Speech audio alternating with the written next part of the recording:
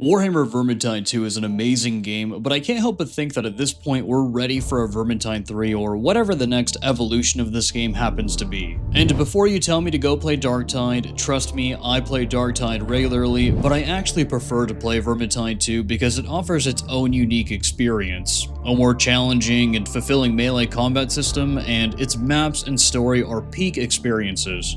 That being said, Fatshark's debut of the game's most recent event, the Feast of Grimnir, has shown me that players just aren't as interested in the game's formulaic updates as they used to be. Which is sad because the map introduced with this patch is the best map to release in Vermintide 2 in years, if not ever. The unique mechanics that this map throws at you, the secrets that it offers, and its boss fights are all phenomenal.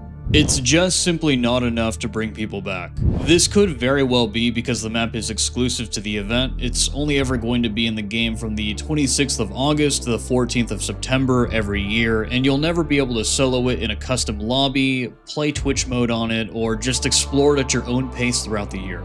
You'll probably be able to access it on the modded realm to do these things, but 90% of the casual player base coming back for new content doesn't use mods, or they can't because they're on console. The event also introduces the ability to purchase all but one of the previous event's cosmetics with shillings, which you earn in abundance from killing trolls on the new map. Essentially, the game is fighting fire with fire, or in this case, FOMO, or the fear of missing out with FOMO, because just like the map added with the Feast of Grimnir, this feature is also exclusive to the event. Both the new map and the ability to purchase old event cosmetics with shillings are amazing additions to the game, and I think that they should just be permanent additions to the game. Vermintide 2 is over 7 years old at this point, and an event like this isn't the kind of thing that is going to draw me back to the game, and the same could be said for many other players, as public data shows that the masses aren't really rushing to log into the game. Everything introduced with the Feast of Grimnir, with the exception of the XP boost, seem like appropriate permanent additions to the game at this stage in Vermintide 2's lifecycle. I for one would rather see the game be updated with permanent features so that whenever I return to it in my own time, I'm able to enjoy the new content at my own pace, especially if the only thing that we have to expect for future updates to this game are new maps, weapon and class balancing, and updates to Chaos Wastes. These things aren't so exciting as to draw me back for every single patch. Generally, I like to give Vermintide 2 time in between updates so that I could experience more than one new map or significant feature at a time, because the release schedule for the game isn't what it used to be. I would argue that at this point in the game's life cycle, its updates have become too formulaic. We may have new weapons to look forward to, but the game isn't going to be receiving new careers, new characters, or any new game modes that we know of. It would actually surprise me if we saw any of those three things get added to the game in some capacity, because the game is designed within a very strict framework called the box. But don't take my word for it. Here's Victor Magnuson, previously a producer for Vermintide 2, now Darktide design director, to explain the concept to you. What is the box? Well, the box is a framework to work within. It's a set of rules that you set up in the beginning of your project, in like the pre-production phase of your project. You decide, what is this game going to be? How are we going to do things? Like, what are the rules? What are all of that kind of stuff? And you decide upon them early on as you can, and you stick to them as much as you can. Yeah, exactly. And it's also, in the end, this will become your game. So it's really important that you really think through what you're going to do. Like, what are we making? What are the core ideas that we're going to do? Like, why are we making this game? Who are we targeting? And what type of gameplay we're going to have, and what type of gameplay are we not going to have is equally important as the stuff that you're going to do. Everything that Victor said in this presentation still holds true today. It seems like Vermintide 2 is still designed within the strict framework of the box that it was originally conceptualized in. Fatshark either needs to think outside of the box and throw major elements of their game design philosophy aside, or design a new game. I don't see the former happening because Fatshark has already tried thinking outside the box, which is how we got Versus, and that hasn't worked out very well at all. Depending on where you live in the world or when you're queuing for Versus, it's a completely dead game mode. And it makes sense because PvP goes against the game pillars that Vermintide 2 is developed on. And if you don't believe me, then don't worry because I have receipts. What are game pillars? So they're the backbone of the game. This is the original idea. Like the taken the idea of the most sort of shaven down, most simplified version of what type of game are we going to make.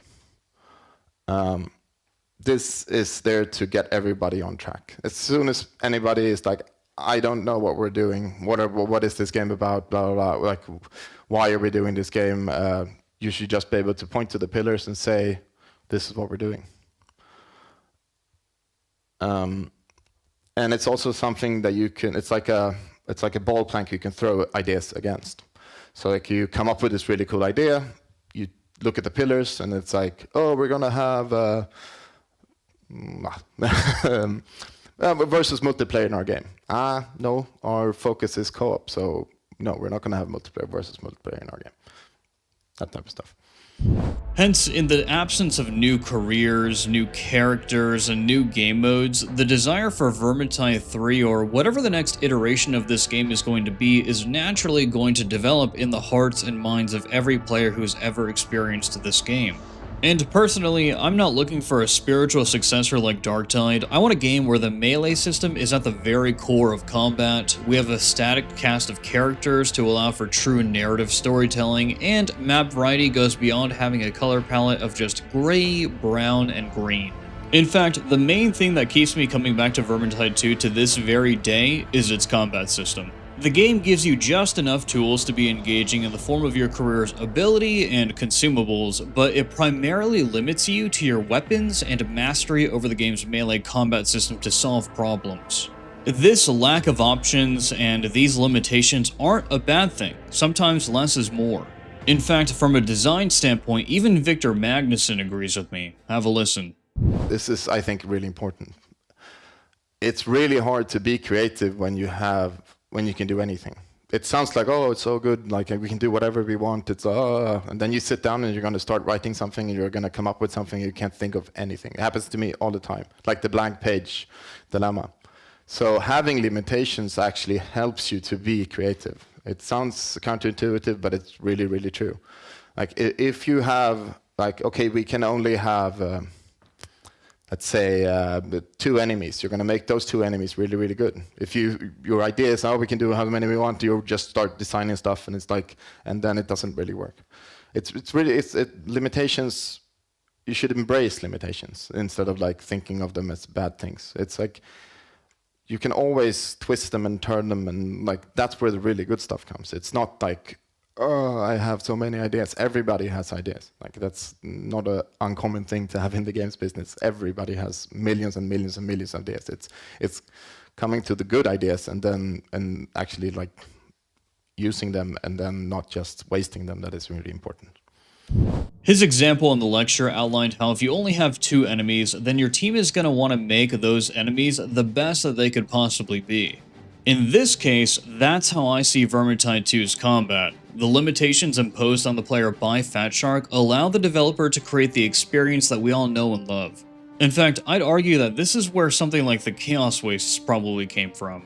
It's a game mode that plays very similarly to the base game, but it has a slight twist to it by introducing roguelike elements. Where Versus represents a game mode developed outside of the limitations of the box, Chaos Wastes used the restrictions imposed by the design model to create what is arguably the best game mode that Fatshark has ever produced.